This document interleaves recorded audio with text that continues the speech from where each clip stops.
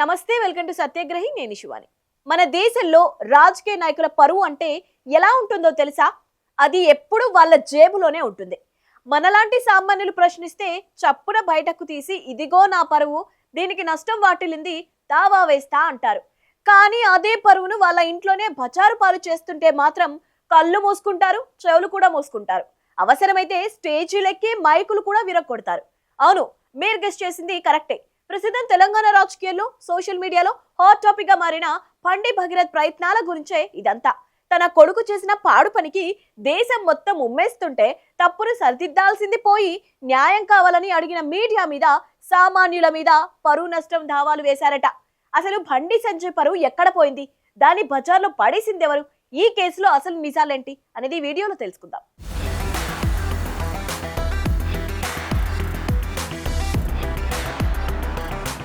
ముందుగా అసలు మ్యాటర్లోకి వెళ్దాం. బండి సంజయ్ కుమారుడు బండి భగీరథ్. ఈ పేరు వినగానే ఒకప్పుడు కాలేజ్ గొడవలు గుర్తొచ్చేవేమో, కానీ ఇప్పుడు మాత్రం ఒక అత్యంత దారుణమైన నేరం గుర్తొస్తుంది. ఒక మైనర్ అమ్మాయిపై పలుమార్లు అత్యాచారం చేశారనే ఘోరమైన ఆరోపణలు ఈయన గారి మీద ఉన్నాయి. ఏదో ఊహాగానాలు కాదండోయ్. దీనికి సంబంధించిన సాక్ష్యాలను, ఆడియోలను, వాట్సాప్ చాట్లను సదరు బాధితురాలే స్వయంగా బయటపెట్టింది. ఒక మైనర్ అమ్మాయికి మద్యం తాగించి స్పృహలో లేని సమయంలో బలవంతం చేయడం, దాన్ని పదే పదే పునరావృతం చేయడం వినడానికి అసహ్యం వేస్తోంది కదా. ఒక సాధారణ యువకుడు ఈ పని చేసి ఉంటే ఈ పాటికి చట్టం తన పని తాను చేసుకుపోయేది. ఎన్కౌంటర్ చేయాలంటూ జనాలు రోడ్లెక్కి నినాదాలు చేసేవాళ్ళు. కానీ ఇక్కడ ట్విస్ట్ ఏంటంటే నిందితుడు ఒక ఎంపీ, ఒక కేంద్ర మంత్రి, ఒకప్పటి పార్టీ ప్రెసిడెంట్ కొడుకు. ఇంకేముంది, ఇక్కడే అసలైన పొలిటికల్ డ్రామా, క్లాసిక్ సెంటిమెంట్ సీన్లు మొదలయ్యాయి. కొడుకు అంత పెద్ద తప్పు చేశాడని తెలియగానే ఏ తండ్రైనా ఏం చేస్తాడు? తలదించుకుంటాడు, చట్టానికి సహకరిస్తాడు. కానీ మన బండి సంజయ్ మాత్రం తప్పుల మీద తప్పులు చేస్తూ ఒకదానిని కప్పేయడానికి మరో 10 అబద్ధాలు ఆడుకుంటూ పోయారు. Plan number 1.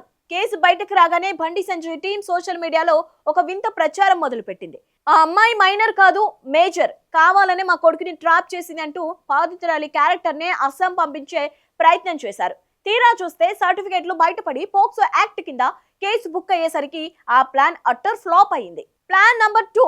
సరిగ్గా పోలీసులు అరెస్ట్ చేయడానికి వచ్చే టైంకి అయ్యో ఇప్పుడు కాదు, ఇక్కడ హైదరాబాద్ లో మోదీ టూర్ ఉంది, పొలిటికల్ మీటింగ్స్ ఉన్నాయి, బిజీ అంటూ కాలయాపన చేశారు. అంటే దేశ ప్రధాని పర్యటనను కూడా కొడుకు అరెస్ట్ కాకుండా తప్పించుకోవడానికి ఒక దాడులుగా వాడుకున్నారన్నమాట. ఇక ఈ కథలో అసలైన కామెడీ ఎక్కడ జరిగిందంటే దాదాపు 9 రోజుల పాటు బండి భగీరథ్ ను పోలీసులకు దొరకకుండా దాచిపెట్టారు. ఒక పక్క కోర్టులో జడ్జిలపై ఒత్తిడి తెస్తున్నారనే ఆరోపణలు వచ్చాయి. మరోపక్క ఎలాగైనా ముందస్తు బయలు తెచ్చుకొని కొడుకుని సేఫ్ జోన్లకి పంపాలని ధీమాతో ఉన్నారు. కానీ సీన్ కట్ చేస్తే కోర్టు గట్టి షాక్ ఇస్తూ బెయిల్ పిటిషన్ తిరస్కరించింది. పైగా పోలీసులు పోక్సో సెక్షన్లతో పాటు మరికొన్ని కఠినమైన సెక్షన్లను యాడ్ చేశారు. ఈ గ్యాప్ లోనే మరో సంచలన ప్రచారం కూడా జరిగింది. కొడుకుని ఎక్కడైనా దేశం దాటిచ్చేస్తే గొడవ వదిలిపోతుంది కదా అని హాంకాంగో, లండన్ పంపించే ప్రయత్నాలు కూడా జరిగాయట. కానీ వర్కౌట్ కాలేదు.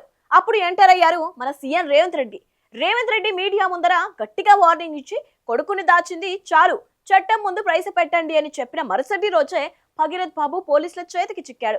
ఇక్కడ కామెడీ ఏంటో తెలుసా? పోలీసులు ప్రెస్ నోట్ వదిలారు, మేమే నిందితుడిని పట్టుకున్నామని. కానీ బండి సంజయ్ మైక్ అందుకుని లేదండి బాబు, చట్టం మీద గౌరవంతో నేనే నా కొడుకుని తీసుకెళ్లి పోలీసులకు అప్పగించానని కలరింగ్ ఇచ్చారు.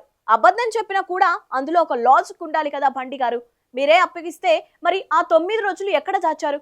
పోలీసులు ఎందుకు వెతికారు? ఆ ప్రశ్నలకి సమాధానం చెప్పారు. ఇక్కడ మనం ఇంకో విషయం మాట్లాడుకోవాలి. దీన్నే కర్మ ఈజ్ ఏ బూమరాంగ్ అంటారు. అంటే మనం విసిరిన రాయి తిరిగొచ్చి మన బుర్రకే తగలడం అన్నమాట. గతంలో బీఆర్ఎస్ వర్కింగ్ ప్రెసిడెంట్ కేటీఆర్ మీద మన బండి సంజయ్ ఎలాంటి కామెంట్లు చేశారో మనందరికీ గుర్తుంది.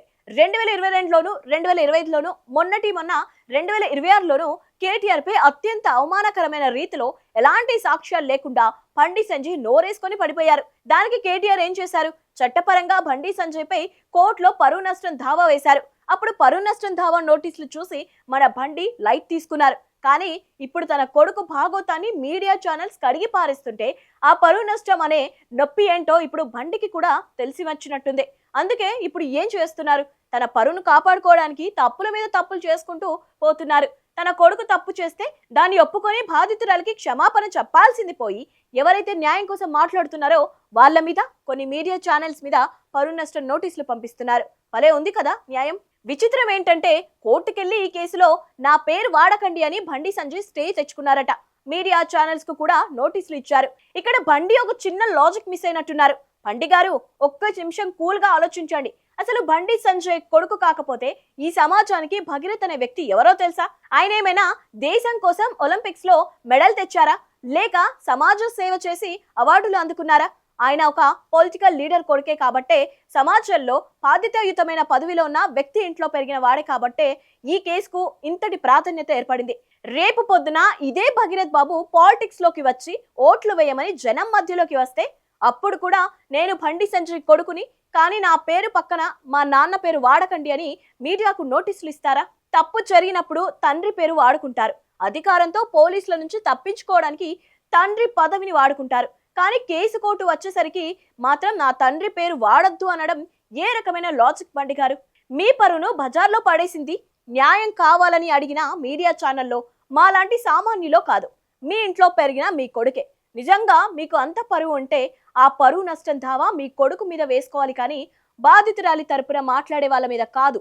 ఏదేమైనా బండి సంజయ్ ఈ కేసులో దారుణంగా దొరికిపోయారు. ఒక రాజకీయ నాయకుడిగా సమాజానికి ఆదర్శంగా ఉండాల్సింది పోయి తప్పు చేసిన కొడుకుని వెనకేసుకురావడం, బాధితురాలిని మానసికంగా ఇబ్బంది పెట్టడం శోచనీయం. చట్టం ముందు అందరం సమానమే అని మన రాజ్యాంగం చెబుతోంది. మరి ఈ కేసులో ఆ మైనర్ అమ్మాయికి నిజంగా న్యాయం జరుగుతోందా, లేదా పొలిటికల్ పవర్స్ ఉపయోగించి ఈ కేసును కూడా పక్కదారి పట్టిస్తారనేది కాలమే నిర్ణయించాలి. అయినా ఒక సామాన్య ఆడపిల్లకు అన్యాయం జరిగినప్పుడు పార్టీలు జెండాలు పక్కన పెట్టి ప్రశ్నించాల్సిన బాధ్యత మనందరి మీద ఉంది. లీగల్ నోటీసులకో పరువు నష్టం దావాలకో భయపడితే ఇక్కడ నిజాలు చచ్చిపోతాయి. మరి బండి సంజయ్ తన కొడుకు విషయంలో వ్యవహరిస్తున్న తీరుపై, అలాగే మీడియాకు నోటీసులు ఇవ్వడంపై మీ అభిప్రాయం ఏంటో కింద కామెంట్ సెక్షన్ లో తెలియజేయండి. ఈ వీడియో నచ్చినట్లయితే లైక్ చేయండి, షేర్ చేయండి. ఇలాంటి మరిన్ని పొలిటికల్ అప్డేట్స్ కోసం మా ఛానల్ ఇప్పుడే సబ్స్క్రైబ్ చేసుకోండి.